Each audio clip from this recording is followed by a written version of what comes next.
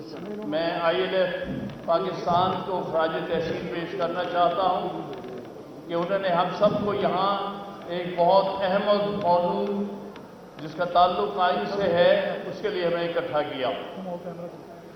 میں خراج عقیدت پیش کرنا چاہتا ہوں جناب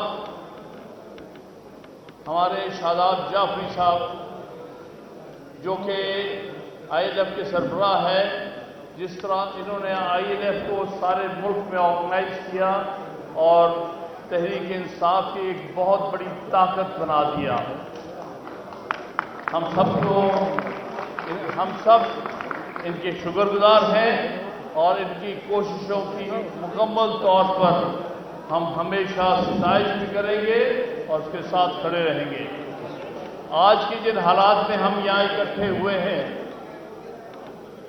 وہ بہت ہی دردناک حالات ہیں ملک کے ہمارے، کیونکہ میں سلام پیش کرنا چاہتا ہوں ہمارے 6 اسلام آباد ہائی کورٹ کے ججز کو جنہوں نے کہ پاکستان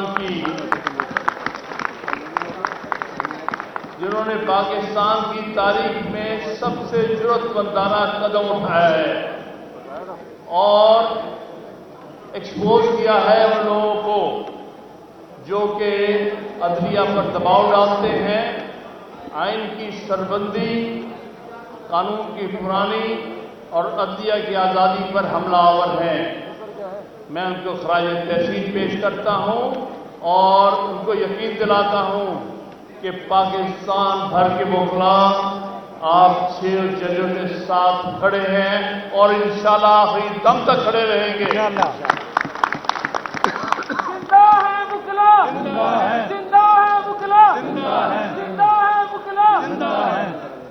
اگلی بات جو میں عرض کروں گا وہ یہ ہے کہ یہ جو ایشو ہے عدلیہ کی انڈیپینڈنس کا، یہ کسی پارٹی کا نہیں بلکہ ساری قوم کا ایشو ہے۔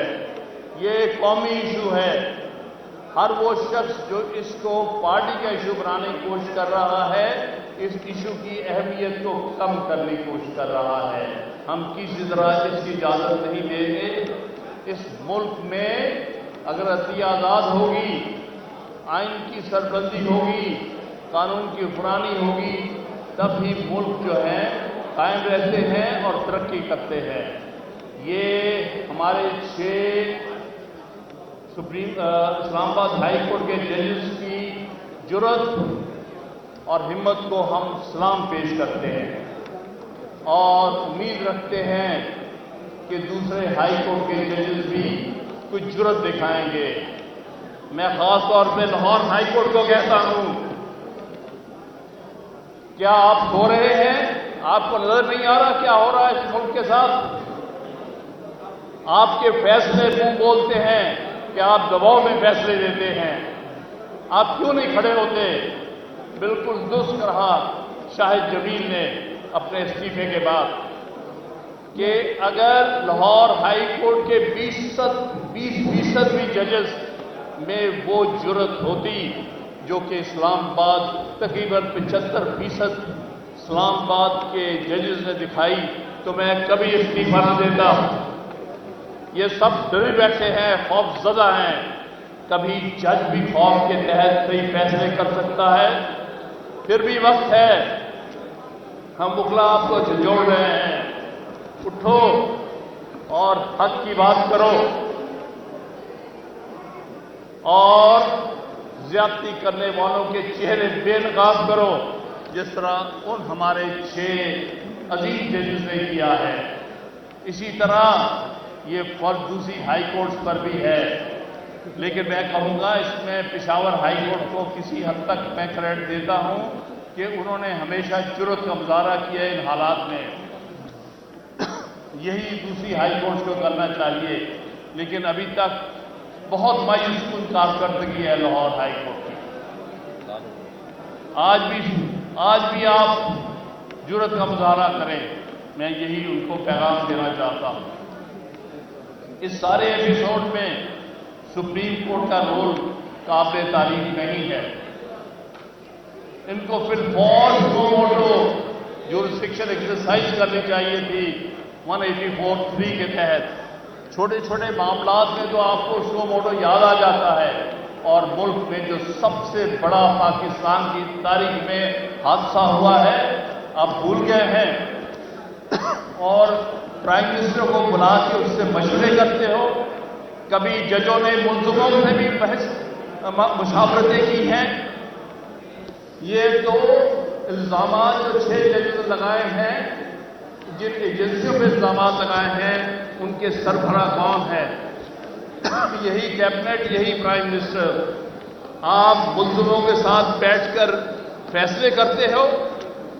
आप मुलजमों को कहते हो कि अपने टर्म्स ऑफ रेफरेंस बना के दे। मुलजमों को कहते हैं कि अपना मुंसिफ मुकर्रर करो।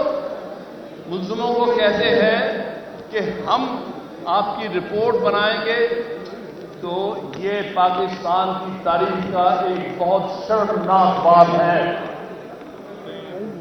अदलिया ने जिस तरह घुटने टेके हैं एग्जीक्यूटिव के सामने, जिस तरह प्राइम मिनिस्टर उससे मुलाकात किया, उसको समन करना चाहिए था और पूछना चाहिए था चीफ जस्टिस को, बताओ ये क्या हो रहा है?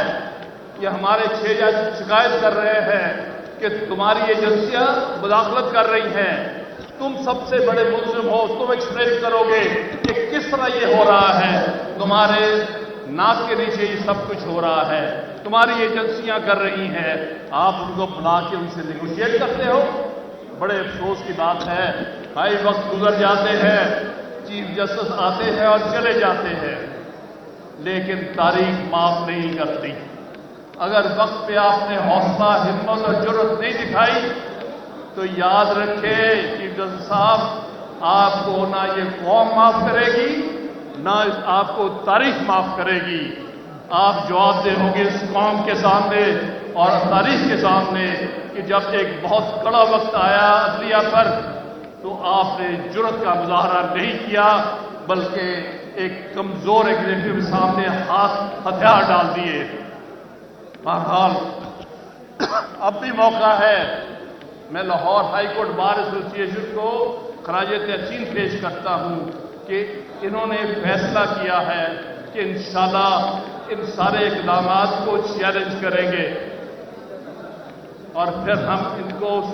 और इसी तरह बलूचिस्तान की बारों को मैं सलाम पेश करता हूं। उन्होंने मुझे यकीन दिलाया है कि वो भी सब इसको चैलेंज करेंगी। और सिंध में भी हाईकोर्ट बार और इस्लामाबाद हाईकोर्ट बार भी इस मामले पर हमारे साथ है। लिहाजा वकला तकरीबन मुत्तहिद है। चंद एक मुफाद परस्त लोग हैं जो उल्टे सीधे बयान देते हैं। और इसके बाद एक बात आखिर में अर्ज करता चलूं जो हम सब के लिए बहुत अहम है। तसद्दुक़ हुसैन जिलानी साहब की तारीफें कर रहे हैं वो लोग जो अपनी मर्जी के फैसले चाहते हैं। उनको चाहिए था कि अपने आप को इस कंट्रोवर्सी में न डालते। तारीख में उनका नाम बेहतर अल्फाज में लिखा जाता।